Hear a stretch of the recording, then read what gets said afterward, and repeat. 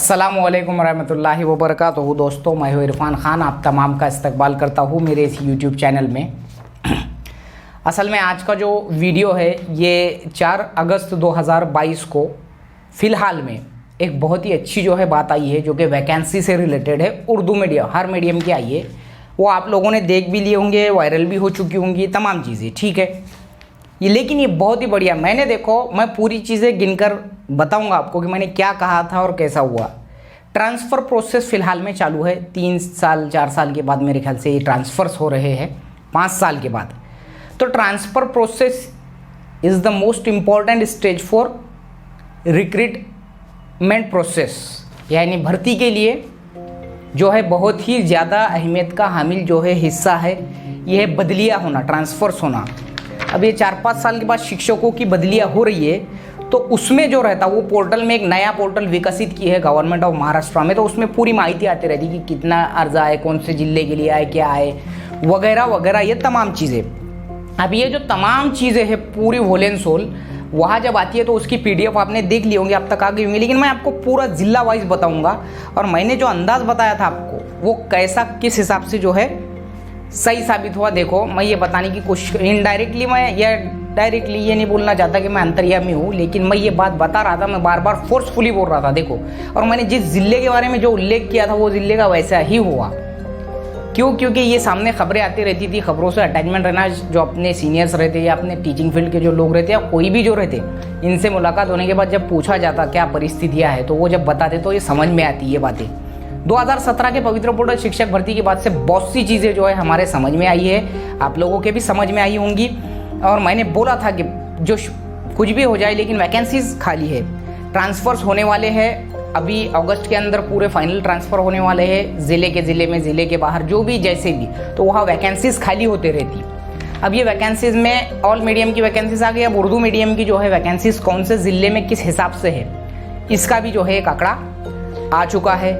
और यही आंकड़ा हमारे लिए इतना ज़्यादा फ़ायदेमंद रहेगा, याद रखो कि बहुत ही ज़बरदस्त। फिलहाल जितना प्रोसेस हुआ है 4 अगस्त तक वो बताया गया है, उसके बाद आगे की जो स्टेज है वो गवर्नमेंट ऑफ महाराष्ट्र की वो जो है उस पर उल्लेख है, और ट्रांसफ़र प्रोसेस का जो है पोर्टल है उसका वो PDF है, तो उसमें ऐसा बताया गया है कि भाई इतनी इतनी वैकेंसीज। मैंने बोला था, देखो यवतमाल ज़िले के बारे में मैंने पूछा था, सेम टू सेम वही हुआ। मैंने क्योंकि जब जो TET 2021 थी उस वक्त में फ़ोन लगाकर पूछा था वहाँ के टेक्निकल विभाग के जो अपने उर्दू के शिक्षक हैं उनको, उन्होंने बोले थे उतनी ही वैकेंसी 100% आई, क्या ऐसा ऐसा है, लेकिन ट्रांसफ़र होना ज़रूरी है। तो बहुत अच्छी न्यूज़ है, बहुत सब्र का फल मीठा मिलने वाला है हम सबको, आपको जो है, आप जो तैयारी कर रहे हैं उनको। और इंशाल्लाह मैं बताऊँगा पूरा। सबसे पहले जो शुरुआत होती है हमारे वैकेंसीज़ की, मैं कास्ट वाइज नहीं बताऊंगा, फिर सिर्फ कौन से ज़िले में, इससे तुम्हारे दिमाग में बैठेगा कि कास्ट वाइज भी आ चुकी है, लेकिन मैंने उसको जो है सॉर्ट आउट नहीं किया, मैंने सिर्फ district wise Urdu medium sort किया हो। देखो सबसे पहले अहमदनगर ज़िले में टोटल 27 वैकेंसीज़ खाली है, 27 वैकेंसी, 27 ऑल जो है कास्ट उसमें डिवाइड है। अकोला में 121, अमरावती में 4, औरंगाबाद में 96, बीड़ में 75 वैकेंसीज उर्दू मीडियम की खाली है भर्ती के हिसाब के से, जो ट्रांसफ़र के बाद इधर से उधर और उधर से इधर जाएंगे वो सब जाकर। धुले जो जिला है, धुलिया मालेगांव, उसमें 27 है। और ये बात याद रखो, जलगांव मैंने बोला था तुमको, लास्ट टाइम का यही एक्सपीरियंस रहा, 279 के आसपास जगह आई थी। इस बारी में 197 वैकेंसी खाली है। जलगांव वालों को मैंने लास्ट टाइम भी उल्लेख करके बोला था कि जलगांव वालों तुम्हारे जगह ज़िले में वैकेंसीज बहुत आती है उर्दू की, क्योंकि बहुत बड़ा ज़िला और बहुत अक्सरियत है उधर उर्दू मीडियम की। 197 वैकेंसीज है जलगांव ज़िले में, अकेले जलगांव ज़िले में। 18 है कोल्हापुर में। नागपुर जो है विदर्भा का, वहाँ उर्दू में एक्सेस के बहुत मसले हैं, एक जगह है सिर्फ। नांदेड़ में 56 वैकेंसीज है। अब ये 56 वैकेंसीज में ज़िला परिषद की वैकेंसी बहुत मायने रखती है, तो ये 56 वैकेंसीज फिलहाल बताई गई है। लेकिन मैंने पहले ही बोला, मराठवाड़ा एक्सेस के हालात से बहुत बेजार है। लातूर में 0 वैकेंसी है फिलहाल में भी। सोलापुर जो है पश्चिम महाराष्ट्र में, वहाँ 0 वैकेंसी बता रहा है फिलहाल वो। नांदेड़ 56 हो गया। नंदुरबार, उस्मानाबाद में भी जो है वह, जो ज़िले का मैं नाम नहीं ले रहा हूँ, नियर अबाउट वहाँ जगह वैकेंसी 0 बता रहा है वो उर्दू मीडियम में। नंदुरबार जो है 32 वैकेंसी है। नासिक में 3 है, क्योंकि यहाँ पर भी जो है उर्दू का माहौल नहीं है। पालघर जो है बम्बई के पास में 57 वैकेंसीज है वहाँ। पुणे जो पुणे जिला है उसमें 6 वैकेंसीज है, क्योंकि इधर भी वही हालत है, उर्दू स्कूलें नहीं है। रत्नागिरी में, कोकण में बहुत माहौल है उर्दू का, इसलिए 84 वैकेंसीज फिलहाल खाली है। जो सातारा है उसमें 26, ठाणे में 36 वैकेंसीज खाली है, वर्धा में 11 वैकेंसीज खाली है, और जो वाशिम है, वाशिम में 50 वैकेंसीज खाली है टोटल ऑल कास्ट की उर्दू मीडियम में। और 68 जो मैंने बोला था, 48 बोला था गलती से मैंने, 68 है वो 68 वैकेंसी जो है, और वहाँ ओपन का उल्लेख कर रहा है वो, तो उर्दू मीडियम की खाली है। ओवरऑल 1071 4 अगस्त तक वैकेंसीज जो है रिक्त वहाँ पर बताया गया, जो गवर्नमेंट के ट्रांसफ़र प्रोसेस का जो पोर्टल है उसके अंदर। अब मैं ये बातें, बहुत सी चीज़ें मैं जो है बताने वाला हूँ इसके ज़रिए, ये वीडियो के ज़रिए। मैंने बोला था तुमको, जो ओपन है, EWS है, OBC है, NT VJA, और जो इसमें जो मुस्लिम कम्युनिटी में आते होंगे वो ये बात समझो, जो भी टोटल ओवरऑल कास्ट की जो भी है। अब बहुत सी जगह पे एक्सेस का भी मसला है, ये बात ज़हन में रखो, ऐसा नहीं है। 1071 मैंने जो अभी तुमको टोटल बताया ना, वो पूरा 1071 मैंने बोला था ना, 1000, 1200, 1500, 2000, मेरी नज़र में और भी वैकेंसी इसमें ऐड हो सकती है। बस एक ही बोल रहा हूँ मैं कि कॉन्सेंट्रेशन या फिर टारगेट एम इतना रखो कि शिक्षक भर्ती में अपने को लगना है। जो सीटेट वगैरह, TET वगैरह जो पास है उनके लिए बहुत ही बड़ी खुशखबरी है। जो ट्रांसफ़र प्रोसेस का होना, एक्सेस का समायोजन होना, ये हमारे लिए पॉजिटिव बातमी होती है या न्यूज़ होती है। एक्सेस का समायोजन जो होता है, अब वो करना ही पड़ता है गवर्नमेंट को, ये गवर्नमेंट का प्रोटोकॉल है।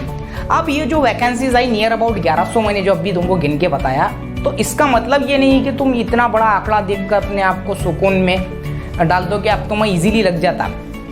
इसमें ऐसा रहता कि जो गवर्नमेंट का जो सिस्टम है, ये पूरे 1100 वैकेंसीज पूरे ज़िले में ओवरऑल में वो बता रहे कि भाई ट्रांसफ़र के बाद में ऐसे जो है वैकेंसीज रिक्त होने वाले हैं। अब ये वैकेंसीज रिक्त होने के बाद में गवर्नमेंट, अब 520 वहाँ बाकी है, आपको पता है 17 के पवित्र पोर्टल की भर्ती में 520 वैकेंसी जो है वहाँ रहेगी। 1100 ये और वो 500, 1600 वैकेंसी नियर अबाउट, क्योंकि वो रिमेनिंग है ना, वो तो लेना ही पड़ेगा गवर्नमेंट को। अब मैं अगली स्टेप बता रहा तुमको कि जो ओपन वाले हैं, जो EWS वाले हैं, ये 2 कास्ट के अपने जो है प्योर ओपन के और EWS के जो अपनी कास्ट है ओपन, प्योर ओपन, इसकी वैकेंसीज नियर अबाउट नहीं है ज़्यादातर अभी भी फिलहाल में। मैंने बोला था देखो, ओपन का खदशा कहीं पर भी रहता वही है। मसला ये रहता कि ओपन की जो ओपन के अंदर सब आते हैं, जो कास्ट वाले ये मेरा वीडियो देख रहे, ये बात जहन में रखो। तुम्हारे दिमाग में एक सवाल आता होगा कि मैं तो TET या सीटेट जो है OBC से 83 मार्क्स से या 84 मार्क्स से पास हुआ, अब मैं टैट में अभियोग्यता में अप्लाई कर सकता क्या ओपन के लिए? देखो, open is open for all.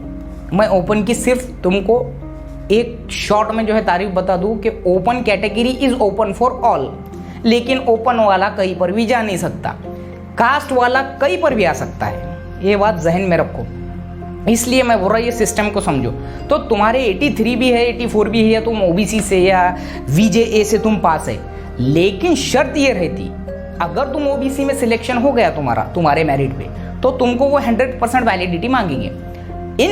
अगर समझो इन केस अगर तुम्हारा सिलेक्शन समझो हो गया ओपन में, ओपन की तुमने मेरिट क्रॉस कर लिए, मिसाल के तौर पे ओपन की मेरिट चली गई मिसाल 100, 110, तुमने ले लिए 115, तुम है OBC कैंडिडेट, तो तुमको ऐसा नहीं बोला जाता कि तुम OBC वाले, तुमको उठाकर ओपन में डाला जाता, क्योंकि तुमने ओपन की मेरिट क्रॉस करे ना। रिजर्वेशन का मायने ही ये है, रिजर्वेशन का मतलब ही ये है।